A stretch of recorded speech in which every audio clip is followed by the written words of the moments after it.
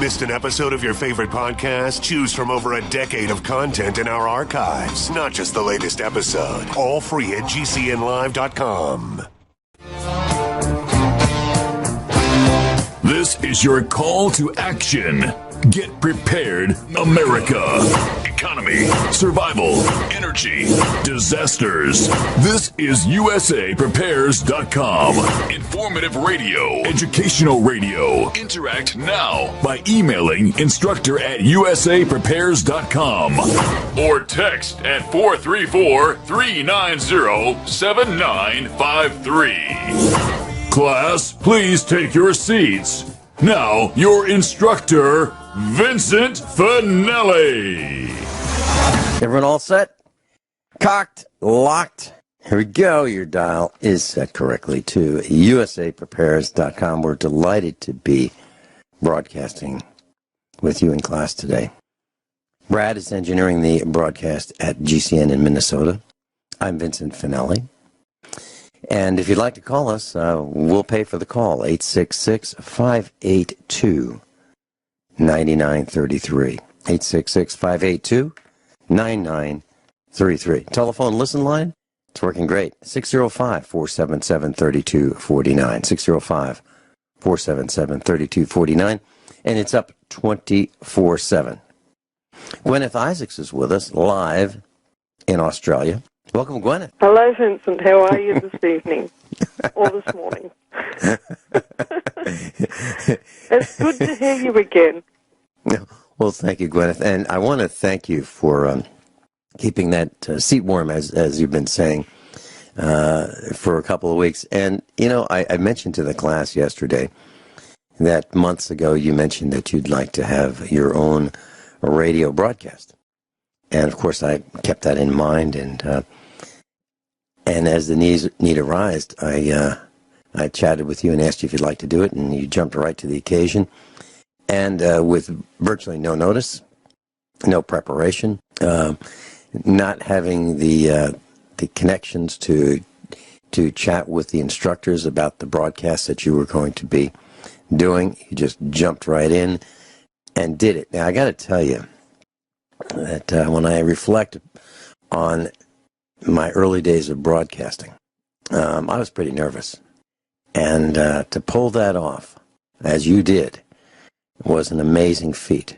Absolutely amazing. A continent, separate continent from everybody that you were broadcasting with, the time delays of communication, because it takes longer for the communication signal to get from Australia, where you are, to the United States. If you put all that in the mix, it's absolutely amazing what you've done. Amazing.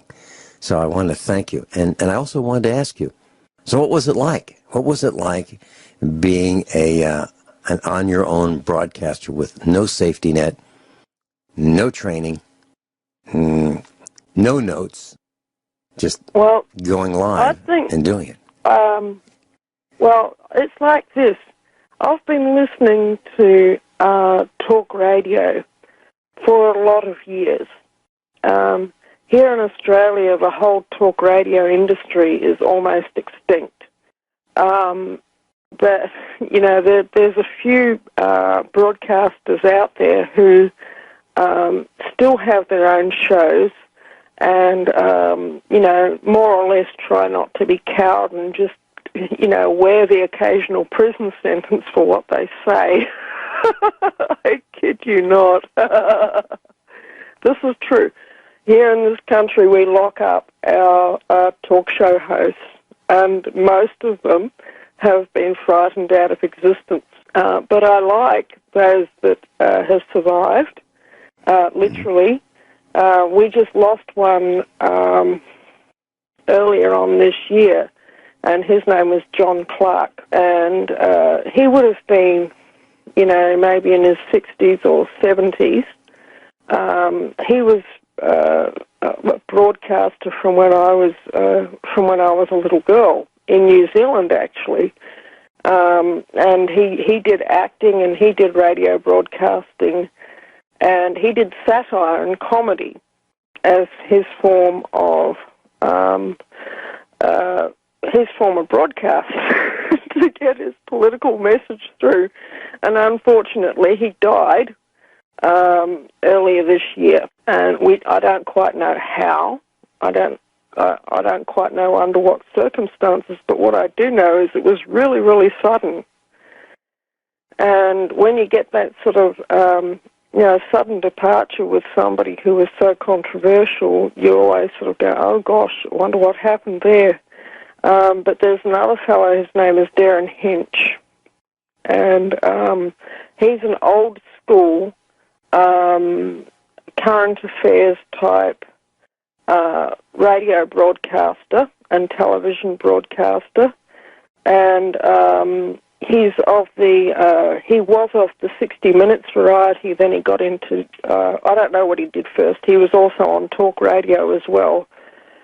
Those two, Darren Hinch quite literally has spent up to 6 months at a stretch in prison for things he said on the radio.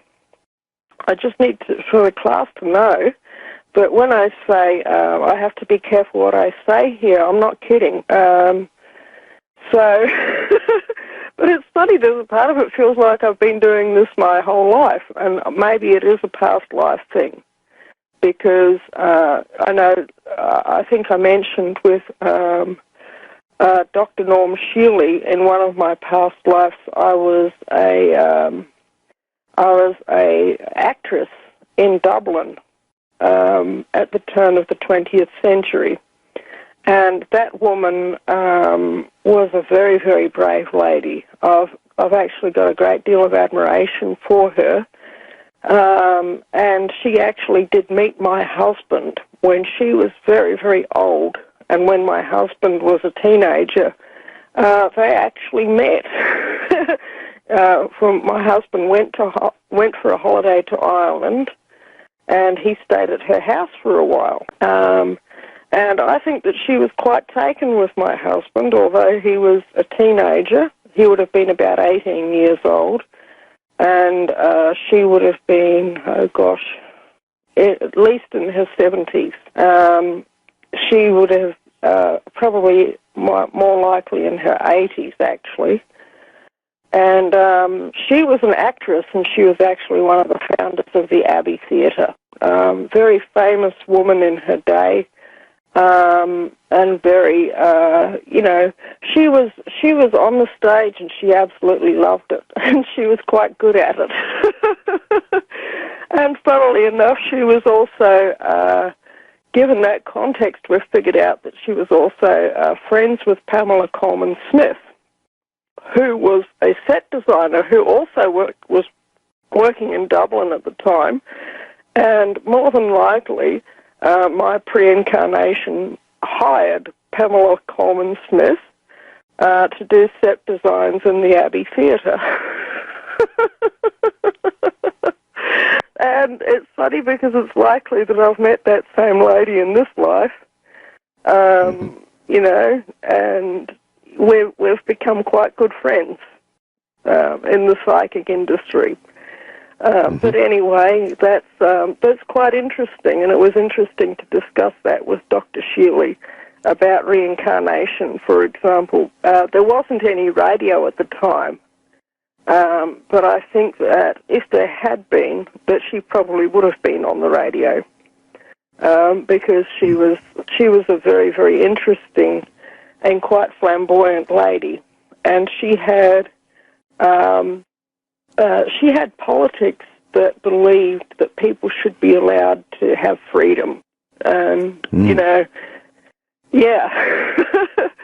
but I'm just going to leave it there. Okay. Yeah. What did Dr. Shealy think about this? Did he have any comments? I don't think I went into as much detail with him as what I've just gone into with you, but I think I said that I had a past life in Ireland, and I've been able to research this lady, and I've actually had dreams where I've been this lady walking in Dublin streets, in her eyes and in her body, going to her house. And I'm pretty sure that if I saw her house, I would recognize it immediately. But he said that sort of thing absolutely happens. Yeah. Wow. And that's really, really interesting. You know, Norm Shuley did he mention that he did a past life regression with me? Yes, he did. Mm-hmm. Yeah. And I found myself to be a farmer, no one special, just a farmer. And I was in the resistance movement, if you will. And it appeared to be hundreds of years ago. And the other team, the enemy, was burning down village after village after village, and they're getting closer and closer and closer. Gosh. And I was trying to warn people. I was trying to warn our village what was coming. I knew it was coming, and I knew there would be death and destruction and the burning of buildings and the carnage that would follow with an invading army. And I couldn't get anybody to join the resistance. It was just, I could talk to them, and they would just turn their backs on me and walk away. And I saw the same thing Friday night, last Friday night, when I ran for the board of directors of the electric cooperative. By the way, to cut to the chase, I placed second out of 3. Wow! And of course, it doesn't count. You have to be first. You didn't win. Yeah, that means I did not win, and very few people wanted me to win. I would say maybe 15%. And the reason I'm mentioning this, when I said turn their backs, all of the employees were present who are employed by this electric cooperative, and my position was I was going to lower the rates at which we were charged. I wanted the total electric bill to be lowered, depending on how they did it, whether it was by the kilowatt hour or by the fixed meter charge or access fee, whatever you want to call it. I wanted the combination of all that to be lower. Not reduce the rate increases, but lower them. Oh my! And I'll tell you what happened. So, Guineith, I was telling you about what happens when people turn their back on you, and I mentioned in this past life regression that Dr. Norm Shuley did with me a couple of years ago, that I was trying to get our village together to resist the carnage that was coming our way. And some people thought, well, if we just, hide, it'll be okay, and it'll go away and go past us. And I was trying to explain to them that my take on it was that we were going to be run over and killed, and our farms were going to be taken, and our families were going to be killed and destroyed, and there's no time for that. We have to resist. These guys are invading us. And it could have been the Revolutionary War. It could have been that. I don't know. Or it could have been in the future. I don't know that either. But I do know that I was the member of this resistance, and it looked like I was a member of a team of 1, and that'd be me. And oh dear. It's nothing that I haven't seen in the past. I have rallied the troops to fight the enemy when they wanted to put a dump in our county, and everybody was with me, and I turn around after a couple months, and it's just me. When they wanted to put a prison in our little town, I was part of the resistance, and at both cases, I was the point man. And I was not a broadcaster, I was just a farmer. And after a couple months, it was just me. And I'd had it with all these pansies, the neighbors who are, yeah, we're behind you, we're 110%. I don't know how you can be 110% of anything. If either you're with them, with the person, or you're not more than 100%, with the person. Well, these people were 110% behind me, and pretty soon it's just me. And they were threatened by the government. They were threatened to lose their bribes that they were taking from the government, or they were contracts, or whatever it was. They weren't willing to give it up for their own freedom, and so it was just me. Well, in this meeting that I was at last Friday night, it was all I could do to get my voice working to be on stage, and they gave me 2 minutes. And in preparation for that, I decided I would say hello to all of the uniformed employees of the electric cooperative, the people who are being paid to do the work for us, the members. And they wore red shirts, like a red collared shirt, short sleeves, and black slacks. That would be men and women. So you could easily spot them. And they had the electric cooperative brand logoed on their shirts.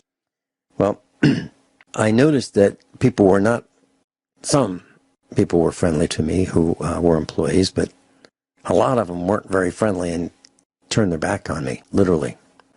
And I was thinking, wow, here's some people that may have to take some high-level direction from whatever I am trying to implement.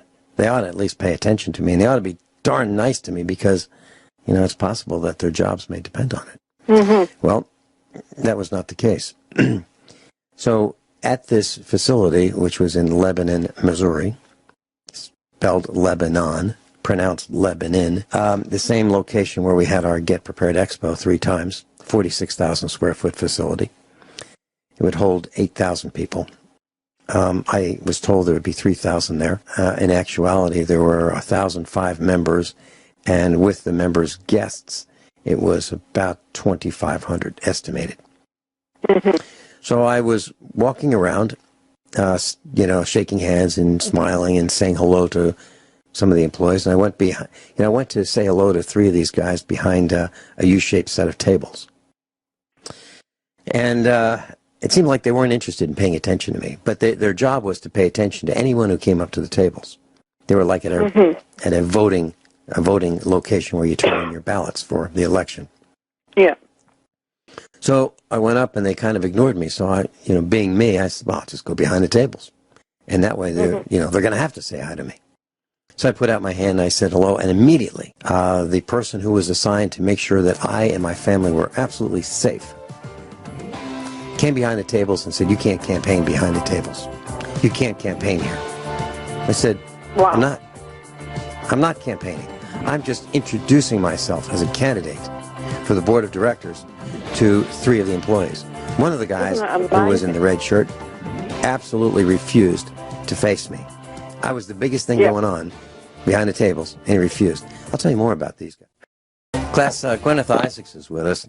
So, Guineith, we're talking about me running for the board of directors of this electric cooperative, and there are 35,000 members in this board. I'm sorry, in this cooperative, and it has 9 members of the board of directors, and each one of them runs for re-election every 3 years. So you have a 3-year term, and there are 9 of them. So every year, 3 of them run for re-election. And what I did was, I thought, these guys put advertisements in the newspapers and the media, and they get interviewed in the magazine that comes out once a month for the electric cooperative. And so these guys are in there. There's articles about them, and they get free advertising under the guise of being interviewed for an article. And their pictures and, all their accomplishments and whatever. So I had signs made, and they were 18 inches by 24. They were yellow background with black letters. And each one of them had my name at the top in slightly bold letters. It didn't say vote for. It just said Vincent Finelli. And then, there were 5 signs. One of them said Vincent Finelli for lower electric bills. Vincent Finelli, they raised rates 7 times in 14 years. Oh, Vincent Finelli, you re-elected rate increases. Vincent Finelli, never re-elect anybody. Vincent Finelli, don't vote until you hear him speak. Now, it may sound self-serving, but what happens, I was there 3 years before, and what happens is people come for their prizes. They gave away free things. The first time I was there 3 years ago, they gave away really nice umbrellas. They're probably Chinese, but, they probably cost $7 a piece. If you bought a lot of them, like 1,000 of them. Well, this time they gave away 2 light bulbs, 2 LED, screw-in light bulbs, A19 bases, the standard Edison type base, a nightlight, an LED nightlight, and a digital thermometer, all packaged in a very expensive box. So everybody gets one of those. Your temperature up. Yeah. So it is. So you get your free gift. So people come for their free gift, and they're handed a ballot. Once they register and they're verified that they actually are a member, they get a ballot and they can vote for 3 people. Even though they live in District 1, 2, or 3, they can vote for a candidate in District 1 and in District 2 and in District 3. Now, naturally, my name was the last on the list for District 1. Mm-hmm. And what happens is there's a committee to determine who is going to run against the incumbent, the director who is running for re-election, and all of them keep running for re-election.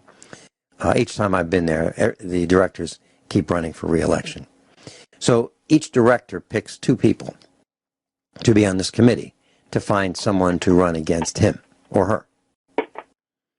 And so it's kind of a self-serving committee. What director in his right mind or her right mind is going to pick someone who would be a viable candidate, right? Opponent. Yeah. Right. So what happens is the incumbent, the guy running for re-election, always wins. And so it's kind of like I'm going to call it a rigged game in quotes. But they would say, "Oh no, it's not a rigged game. These are viable candidates." That gal from Walmart who ran against you last time, she was a viable candidate. Yeah, she's a good clerk. Oh my gosh, she's been at the register. Yeah, she's been at the register for years. She's a loyal employee. Now, what I'm saying is, there are people who are running for the board of directors who have absolutely no qualifications, in my opinion, to be running for a board position at an electric cooperative. You would expect, maybe you and I would expect, and most of our listeners would expect, if not all of our listeners would expect, that you would have qualifications to run for the board. You would understand Ohm's law. You would understand how electricity works. You would understand business. And you would be a bona fide contributing member of the board to make good decisions. Well, that's not the case. Anybody who is a member in good standing, meaning you've paid your bill and you live in the and you buy your electricity from the cooperative, can run for the board. Anybody. Mentally handicapped, lack of information, doesn't matter. You can run. And all you have to do is get 15 signatures. Member of your favorite religious cult? Well, that's really important. I'm glad you brought that up, because I had some prepared remarks, and I spent 3 weeks thinking about what I would say in my allotted 2 minutes. Well, I was running against the president of the board, and I believe the president of the board, so he gets a lot of play in the media, and he's got lots of friends, and I'm sure there are, I can't prove it, but I'm sure there are transactions that are favorable to people whom he knows, even though it's prohibited, right? But I'm pretty sure that that's kind of how it works. I can't prove it. I'm not accusing him. I'm just saying that's my opinion. Well, he, I believe, had run for somewhere around 6 terms, and I believe this would be his 7th term. And it was really, really difficult to unseat this guy because, well, when he got up on stage, he said, gave his name, and he said that what he does, he raises cows, which is what I do. And his wife is a teacher. From there. He's from here. Did I say he was from here? He's from here. He's from here. How did I know he would say that? And he goes to church. He goes to church here. The local 1st, 2nd, 3rd, 5th Baptist Church Assembly of God. The ones that are going to go to heaven. Those guys. He goes to that church, and his wife's a teacher. I know I said that before, but I'm trying to emphasize how important these things are. And she teaches elementary school children, and his children go to the elementary or to the school there in the county. And he's from here. Did I say he's from here? He's from here. And that's what it took. That is what it took to get him reelected. Now, another gal who was running said that she has a BS degree, and she's a CPA. She had a job with an electric utility, but that's not the important part. The important part is she's been married for 45 years to her husband, who she just the apple of her eye. She loves him, and they had this. They live on the lake, and they have. That's where they had their honeymoon, and it was just a wonderful honeymoon. I'm telling you, this is the kind of stuff that went on for the 2 minutes that each of us was allotted to make our case for the board. And before the meeting, I talked to a couple of the high-ranking top management of the electric cooperative. And I said, how much time do I have? 2 minutes. I talked to the attorney for the cooperative. He said, you got about 2 minutes.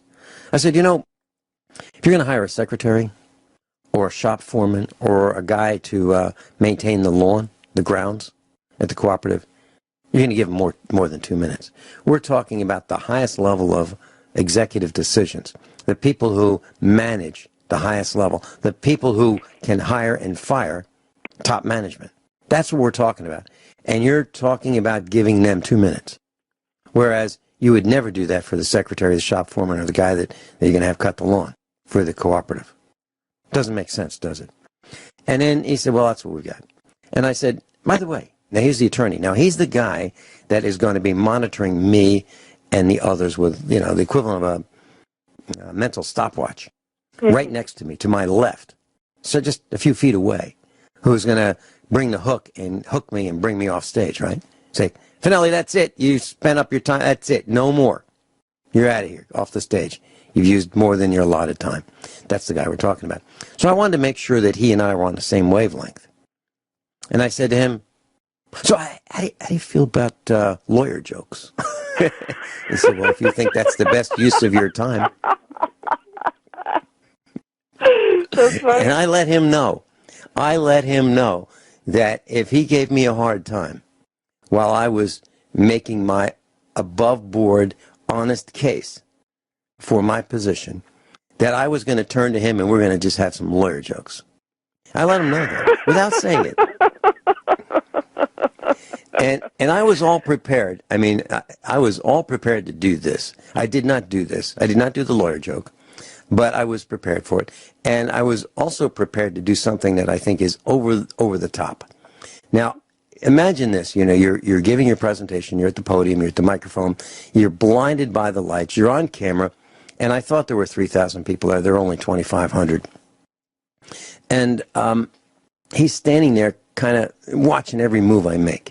And this is after every member of our family, my wife, Mrs. Finelli, and our son and I were followed everywhere by a security detail to protect and make sure that we were safe. So they were watching us like hawks. And I wanted to, if this guy gave me a hard time, I'm talking about the attorney, I was going to turn to him as he approached me to tell me that I was out of there, off the stage. I was prepared to tell him this. Sir, I can see you're kind of fidgeting, and you don't have to ask me for permission to use the men's room. It's right there. Go through those double doors and go, it's on the left.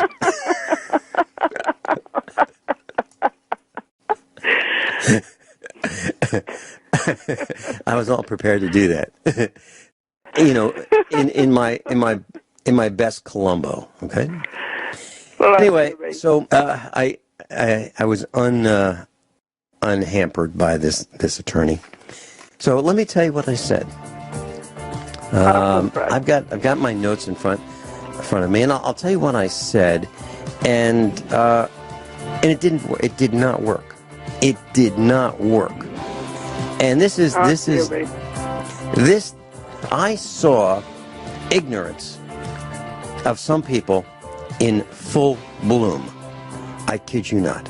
We'll talk more about this when we come back. Guineith and I are talking about my experience in running for the board of directors for the second time. And the reason that I'm going through this so slowly is to teach a class in what happens in the rural world. And I'd like to continue, if it's okay with you, Guineith, and I'd probably take another 15 fine. minutes. Okay, all right. Yep. So here's some of my notes from what I said on Friday night on stage. And I believe that there were 3,000 people. That's what I was told. But there were 2,500 at the most. Okay. So here's what I said. Well, I'm pretty excited. I feel like I'm on a job interview with 3,000 decision makers. Did you see those yellow signs outside the main entrance? That's me. I'm Vincent Finelli, and I've been a teacher for 32 years and a farmer for 28 years. My family and I live in Wright County. Many of you are fortunate and were born here. I wasn't. But after thousands of miles behind the wheel of our truck, we found the best place in the United States to live. Right here. We love it. We love it here, and we don't want any changes, except for lower electric bills. Tonight, all eyes are on you. You are the most important people in this room. Big responsibilities rest heavily on your shoulders. Tonight, you will select 3 of us, 6.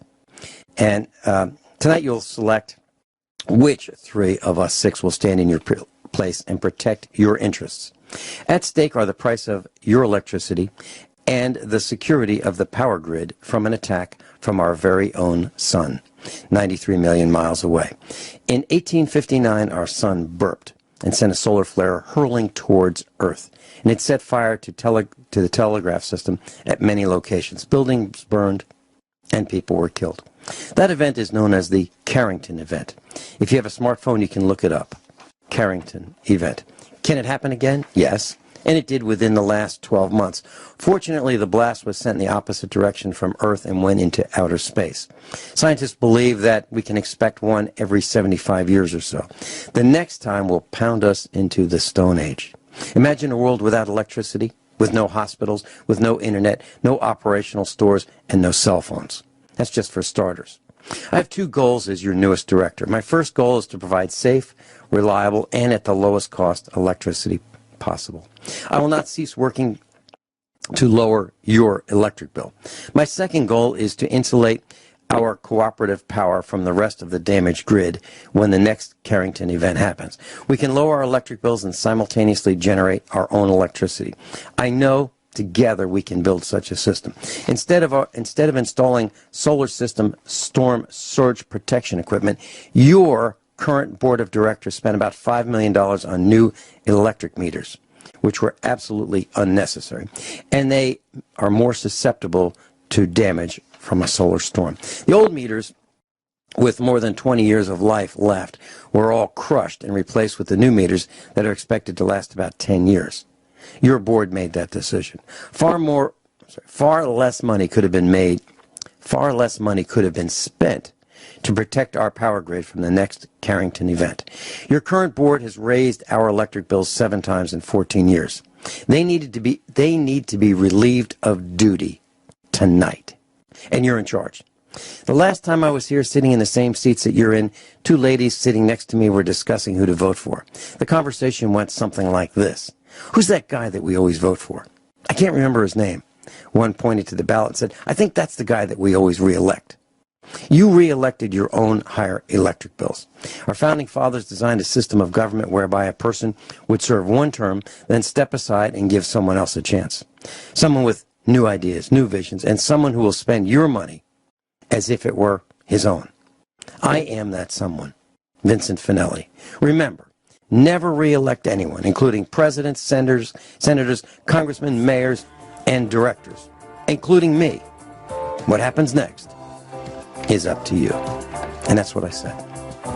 So I think that should have got you every vote in the room, but it didn't, did it? Oh. No, you got to be related. And I think you've got to be on the, I'll tell you what I believe when we come back. Guineith Isaacs is with us, and we're spending time talking about the corruption in America. We're talking about what it's like to run as a person who really wants to represent the interests of the bottom 93%. Yeah. That's what I did. I've experienced doing it twice, and I don't think I'm going to do it again. We'll talk more about that when we come back. And then we're going to talk about the cops. Guineith Isaacs is with us live in Australia. I'm Vin Finelli. Everyone all set? Yeah. Cocked? Locked? Hour number 2 of USAPrepares.com. I'm delighted to be with you. Guineith is with us, Guineith Isaacs, live in Australia. And I've been spending most of the time, the first hour, talking about my experience in running for the board of directors twice for our local electric cooperative. To cut to the chase, I was not successful. I placed second out of 3. And what was really surprising, Guineith, is the guy who placed third is from here. He's from here. So, but and he's the CEO of a small corporation, and he didn't make it either. But so these guys who are the current board of directors running for re-election, they are entrenched. So I sent an email to the CEO, and I had several questions. I sent a bunch of emails, and I talked to him on the phone. He wanted to make sure I knew the rules, a lot of rules. One of them was that you can campaign in the lobby. Now, this is a 46,000 square foot room, pretty big, and the same location where we had our Get Prepared Expo in Lebanon, Missouri. And there was plenty of security there to make sure that our family was safe. We had people following us around. Mrs. Finelli she was told that she could campaign outside, and she doesn't like doing that. And our son doesn't like doing that. But she was outside in the entryway, that led up to the entry doors to the building. And she walked inside. Now, she was not allowed to campaign inside. Neither was our son, who was with me. And she was stopped by a member of the security staff. This person really wasn't like a cop, but this person was assigned to watch our every move, I'm sure. I don't know that for a fact, but I'm darn sure that's the case. Friendly guy, and they picked a guy who wouldn't be hostile toward us to, let's not start a war with the Finelli family.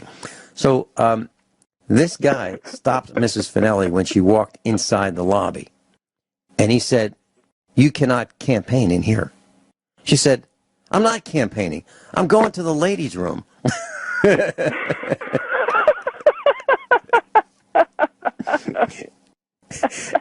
And she was. The last thing Mrs. Finelli wants to do is glad hand people and say hi to people. She doesn't like that. I think she's allergic to people, which is something that's happening to me. I'm starting to get allergic to people too. But so we had these signs outside, and I read what they were during the first hour. Now, the electric cooperative rented these golf carts. Now, these are not just regular golf carts where 2 people sit side by side or 3 squeezed together. No, these are like limousine golf carts where you could put a whole bunch of people on one and you could have one driver. And they had a bunch of these golf carts going out to the parking lot and taking people from their cars to the front door. Now, we're talking 700 feet, maybe 800 feet, maybe 1,000 feet at the most. People can't walk 800 feet in America these days. I suppose some of them can't. Well, some could. I mean, I helped an 87. I hope they've got a bench seat in the back of one of these things. I believe they do. But there was an 87-year-old. There was an 87-year-old. There was an 87-year-old veteran of the Korean conflict, and he and I struck up a conversation. He said he was going to vote for me, and as he was telling me this, I wheeled him into the complex from the parking lot, and he appreciated the help, and I appreciated the fact that he is really pro-American. He's a patriot. Anyway, I want to share with you some of the things that I've learned. Now, I mentioned there were about 1,005 members who were there, plus maybe 1,500 guests, total 2,500 people. Now, everyone who wanted one got a little styrofoam box of things to eat, and in that was a hot dog on a bun. Now, this hot dog, I would say there were probably 8 of them to a pound. These are tiny hot dogs. Wow. You got a little plastic packet of mustard and a little plastic packet of relish. You got a cookie, one cookie, and a small bag of potato chips, and a drink. Now, you could have a Coke brand, Coca-Cola. You could have a can of Sprite. You could have a can of Diet Coke, or you could have a plastic bottle of water. And then if you wanted, you could have a small box of popcorn. I mean, the smallest box that you could have, that's what you were offered. And I think some people might have gotten, a couple hot dogs because they're really kind of tiny. So that was the food.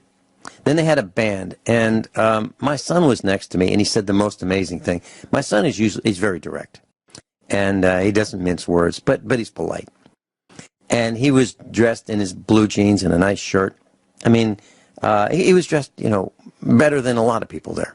And he turned to me, and the band was playing on and on and on. There was this screeching and this hooting and this boom, boom, boom, boom. Those are the words that came out across the speakers. Boom, boom, boom. Literally, for like 3 minutes. Those were the entire words of one of the songs. Mm-hmm. It was a song with vocals, but just grunting. And my son turned to me, and it was horrible. In my opinion, it was horrible. Now, some people were clapping, which kind of shows you the level of maturity and intelligence. And my son said to me, "Geez, Dad, I can't believe it. Of all the jeans I could have picked, these are the ones without earplugs."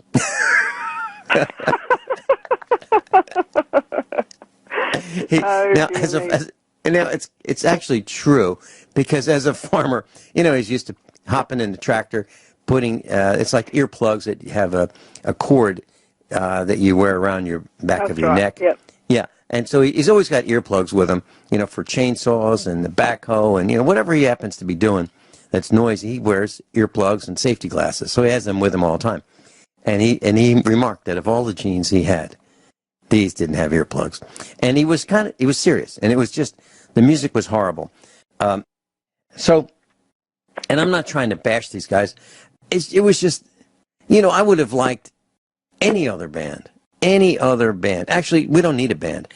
And I'll tell you why we don't need a band. Now, there were 1,005 members. That's what was reported. So this event really was for the 1,005 members, but they were allowed to bring guests. So, and I did. I brought my wife, and I brought my son. So I brought 2 guests.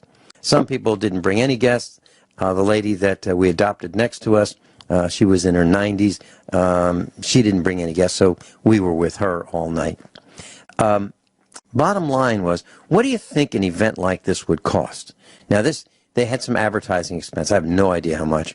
Everybody got, the hot dog, cookie, soda, water, 2 light bulbs, a digital, and I'm talking about a real cheap digital thermometer, and a night light with 1 little tiny LED.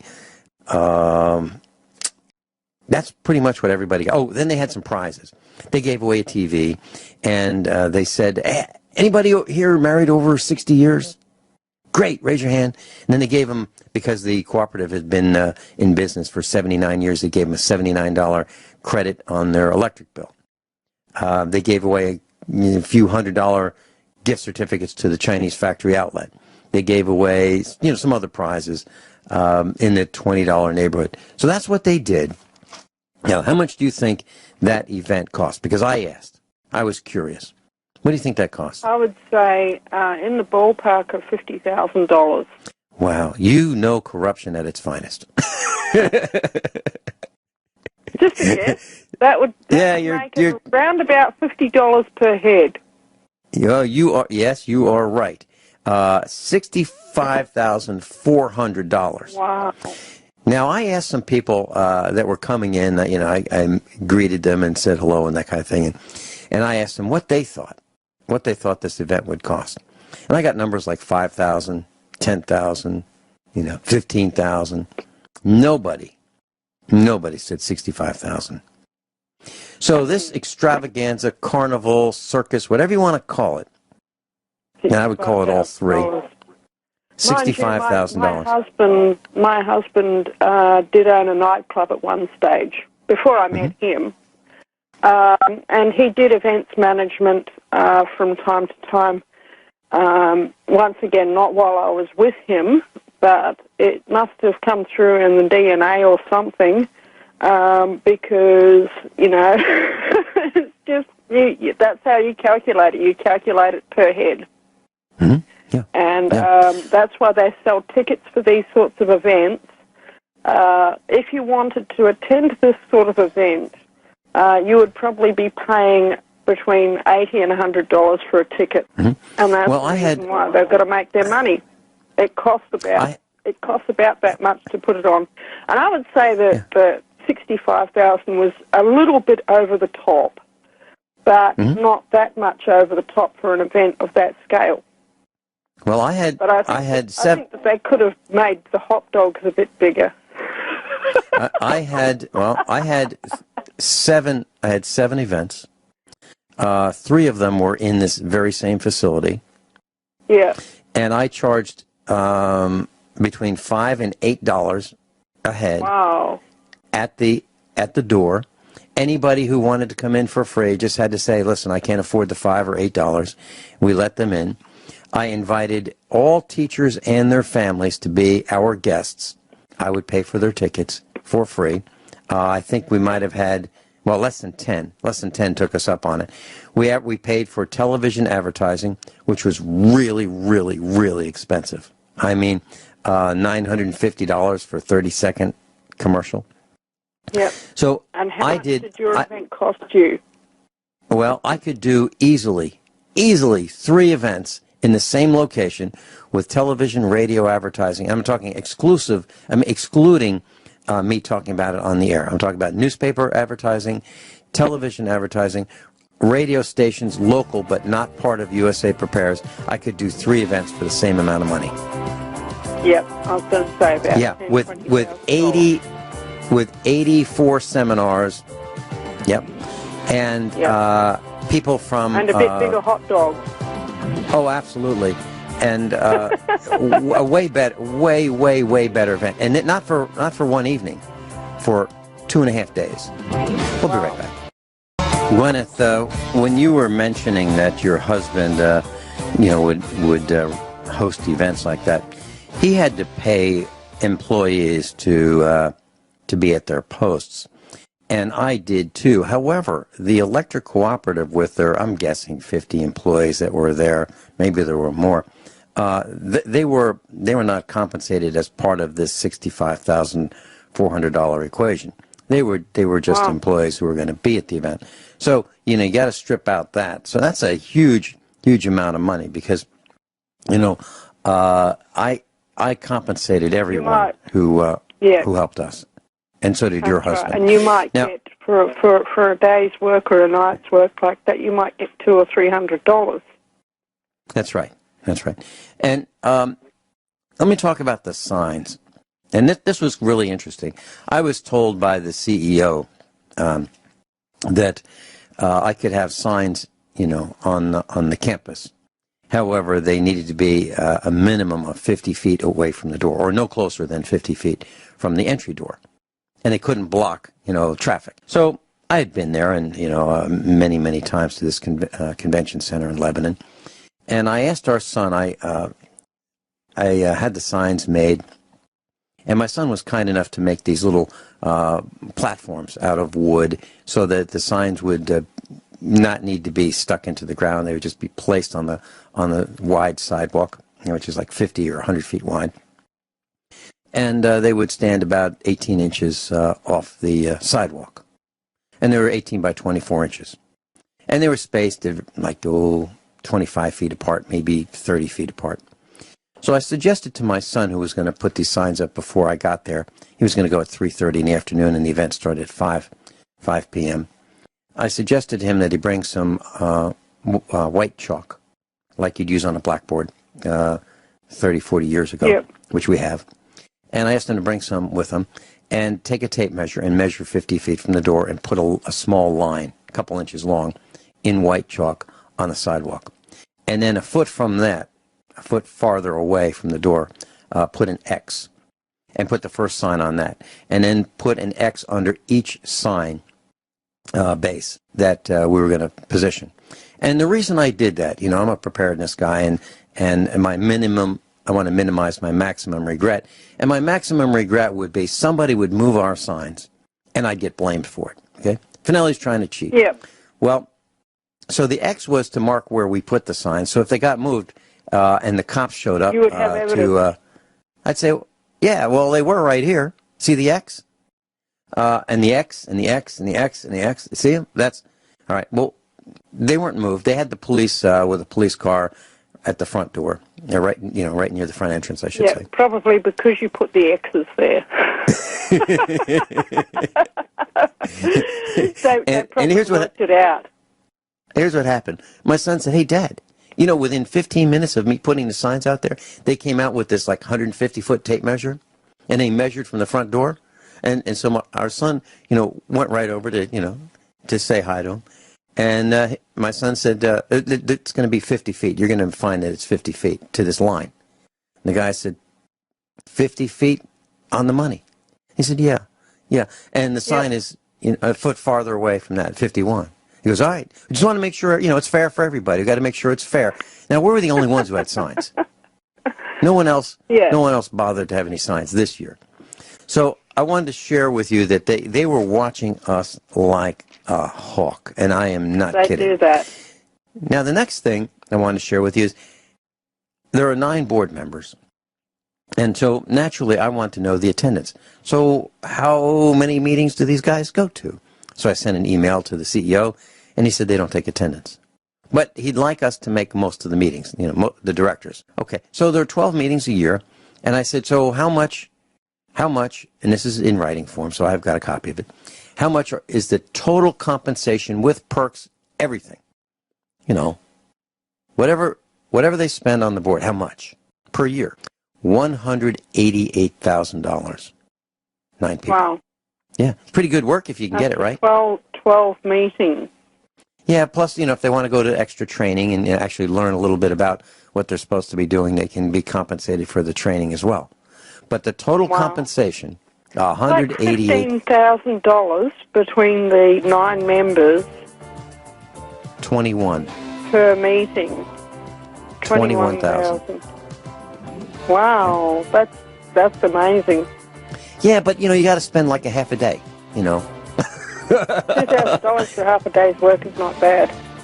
That's what I thought. Now I didn't find this out. Until 2 days before.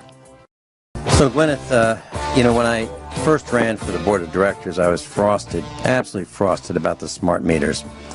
I knew that they replaced 5 million of them. They crushed the old ones that were perfectly good, and they gave no one a choice. As a matter of fact, I didn't say it at the board meeting, but if I ever have a whim to do this again, which I don't think so, I would say, so this guy showed up at the farm, and he had a pickup truck, and I didn't recognize it, and I didn't recognize him, so I went outside, and I greeted him, and I said, hey, how can I help you? What are you doing?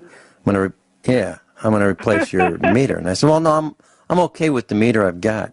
He said, no, I'm going to replace your meter. And I said, no, I want my old one. I want to keep my old one. Look, pal, if you stand in my way, I'm going to call the sheriff and have you arrested. Now, who makes those decisions and under what authority? Well, that's under the direction of the existing board of directors, the same people that I was running against. So when I said that I didn't know how much there was compensation was for these directors. As a matter of fact, I wasn't even concerned about compensation. What I wanted those smart meters out of here, okay? And I wanted lower electric rates. Those were my 2 goals. I was not interested in obtaining a job. Now, it would be fun to have, an extra $21,000 a year. That'd be kind of nice. It'd be a real help around the farm, and maybe I could, get some more things that I need. It wouldn't change my lifestyle. I wouldn't be going to buy a new car, a new tractor or anything. I might just get, some replacement parts a little sooner, okay? And so I wasn't doing this for money. Well, actually, in one respect I was. I wanted a lower electric bill. That's the money I was interested in. And now the other candidates who were speaking were saying things like, and now these are not their words, but I'm paraphrasing and I'm showing the intent. I want to get along with everybody, and I want to work well with everybody. You guys work so hard, and it's a dangerous business. And I want to have safe electricity. I want to make sure you have all the tools you need, and that's what I want to do, and affordable electric rates. And I'm saying, yeah, we can do all that, and we can stop wasting money, and we can have lower electric rates.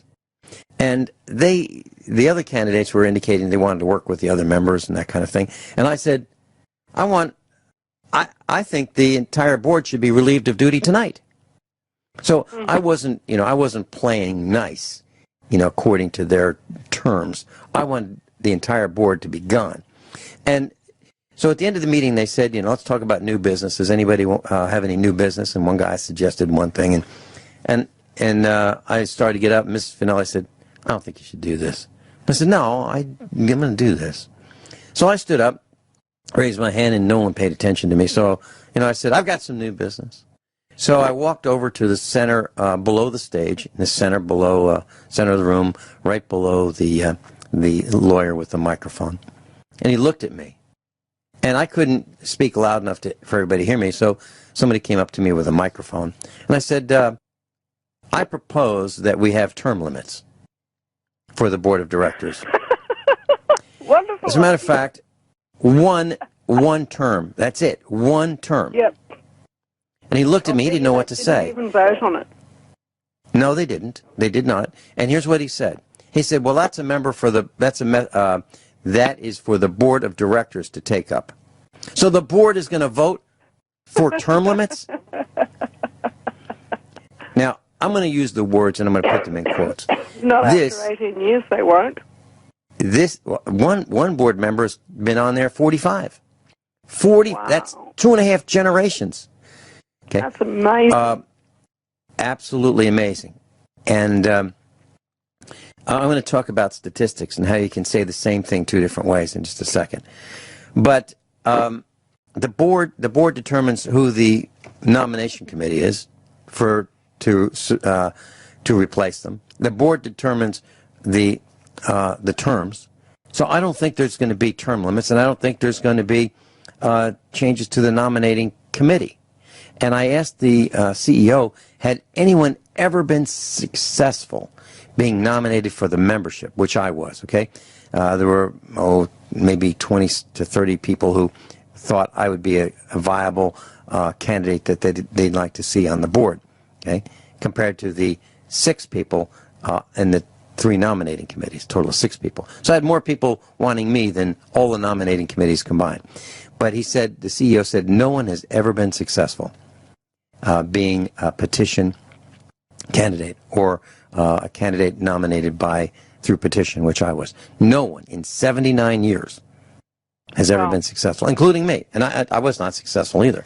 So I wanted to share some of this with our class. So what does it take? It takes bribes to get people to show up, light bulbs and umbrellas and hot dogs and, at $65 a head, per member. That's what it takes to get people to show up. Awful music. And this is like a free night out. These people think it's a free night out. I want to talk about one other thing before we talk about the cops. Now, I studied finance and economics for 6 years. And I've talked to some other people who have studied finance and economics. And I said, have you ever heard the term patron capital? Patron, P-A-T-R-O-N, capital. Nobody has. None of the instructors I talked to have ever heard of it. Now, I'm talking about people who are on boards, okay? These are really bright people. I'm talking about people in the medical field. I'm talking about doctors who are CEOs of their own business. They've never heard of this.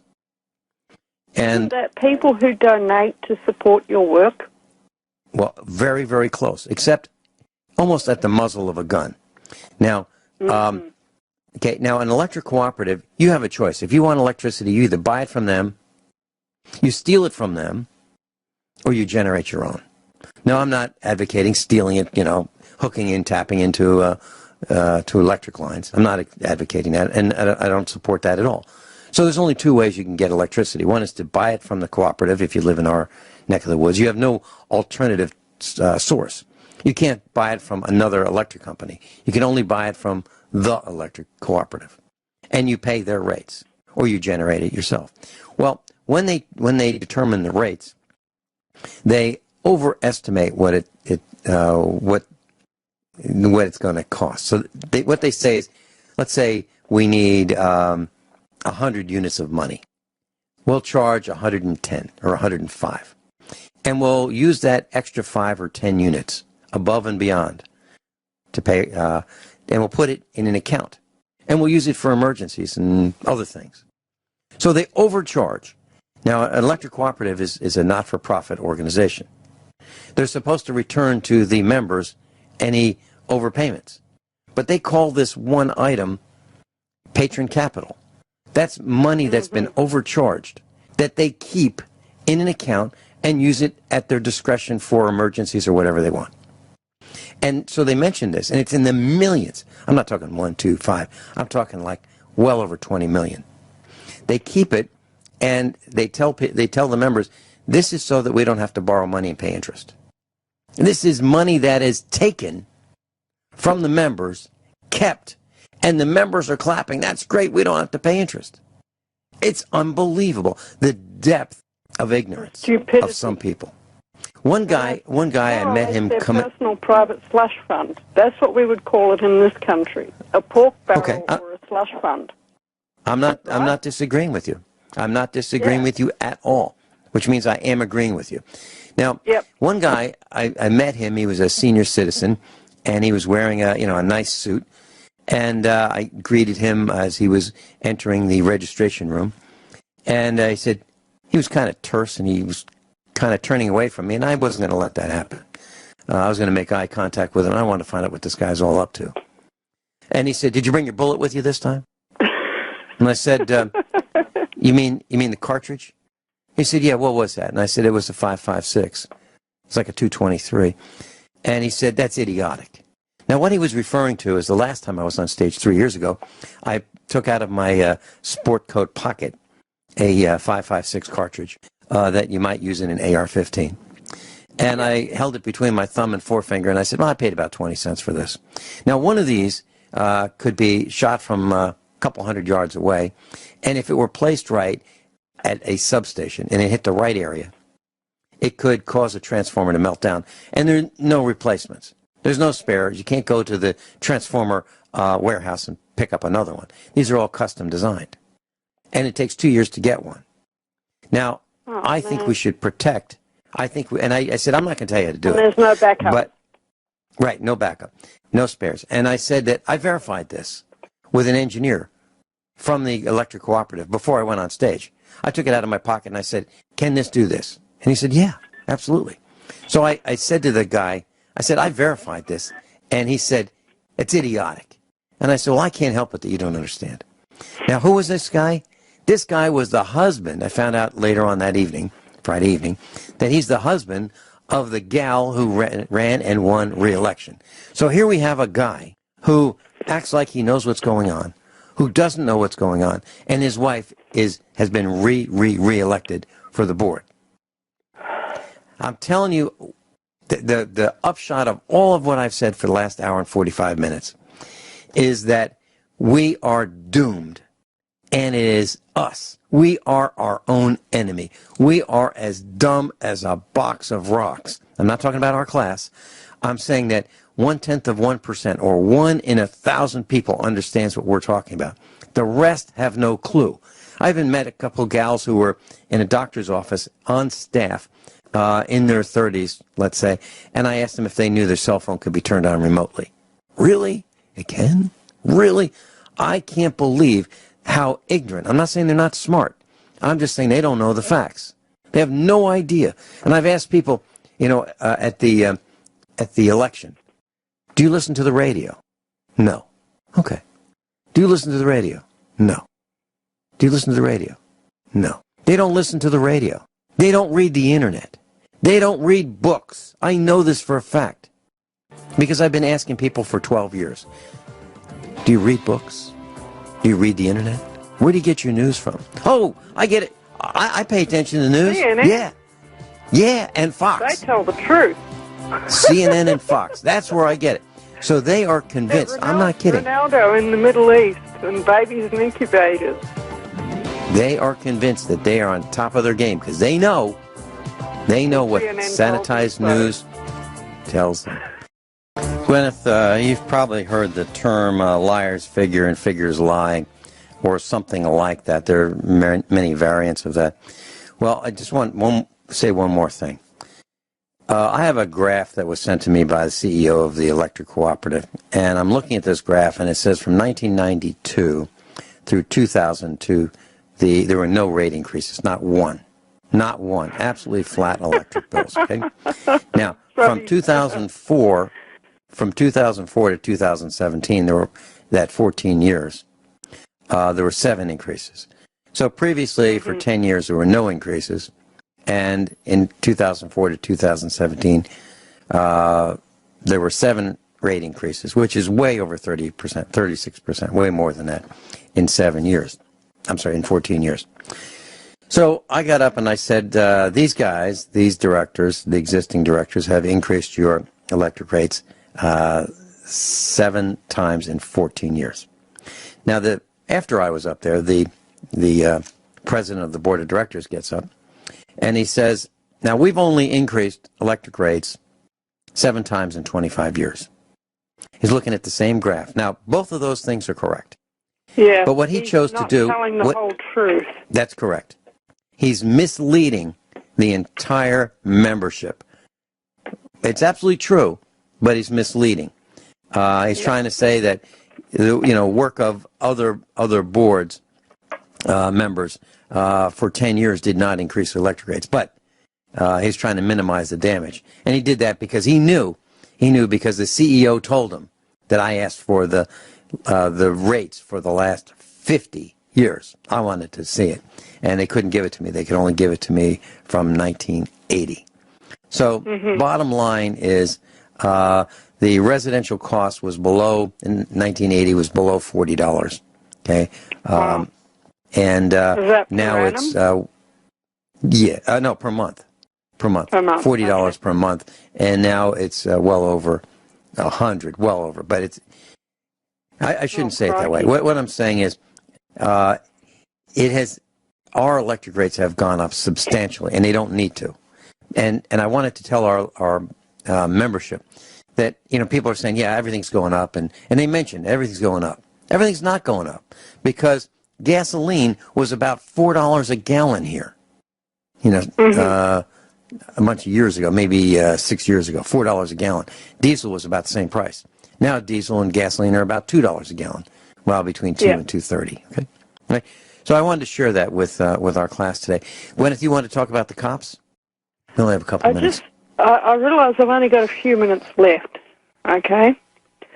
Now, what I wanted to say is this: the blue team seems to have this idea that if they cooperate with whoever's giving the orders, which in this country seems to be a bunch of fascists, and lately they seem to be taking their orders from the what I call the black team, which is the Muslims. They can seem to do no wrong. They seem to get the idea that if they persecute the rest of us, that they're going to get a place at the table. But both the Muslims and the communists operate according to a playbook. It's an ancient one, and it works, okay? And this is how it is. You get the local enforcement team to do your bidding, oppress the people and enslave them, and get you into a position of power, okay? And then when you are in that position of power, guess who? I'm talking about the Islamo-fascist people, okay? The banksters, the communists who seem to be running the show, okay?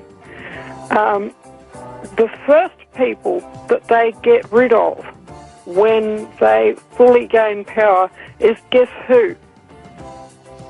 Local law enforcement. They don't have to be worried about us. The ones that they have to be worried about are the people who are giving them orders, because they will be retained only as long as they are perceived to be useful and not a liability. And that's what it goes. Yeah, and that's what I've been mentioning to cops. You guys think that you're going to be protected? We're not the problem. Yeah. We'll Gwyneth, thank you so much. Survive. Yeah, thank you so much for being with us.